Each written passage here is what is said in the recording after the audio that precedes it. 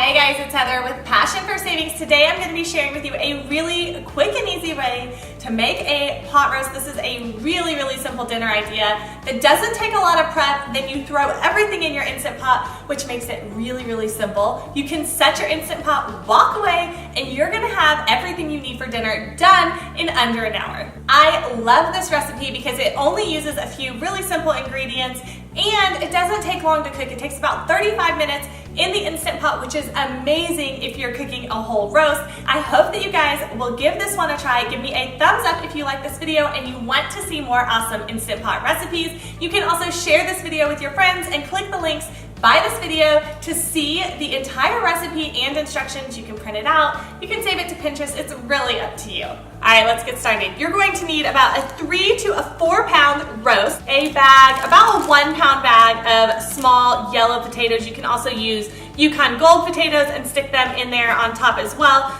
This gives you a great side dish option and it also cooks while your roast is cooking, so you only have one pan dirty. 1 bag of baby carrots. We're actually only going to use about half of that bag. You're also going to need a purple onion. I like to dice this. It gives it a really great flavor. And then a can of beef broth. I like to use the low sodium versions because this recipe already has a little bit of salt in the onion soup mix. And then last but not least, you're gonna need the Lipton onion soup mix. This gives it everything a really great flavor and makes it almost foolproof. You can hardly mess up this recipe. Making the pot roast is so simple. All you need to do is start by cutting up your roast into smaller chunks and pieces. I like to cut it into really like serving sizes. The goal is just to get it smaller so that everything cooks quickly and efficiently and it takes less time in your Instant Pot.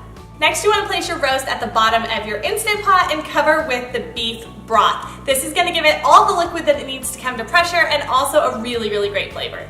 Next, sprinkle your pot roast with some salt and pepper if you desire, and then sprinkle over the Lipton onion soup mix. Next, I like to top my roast with my onions, my carrots, and my baby potatoes.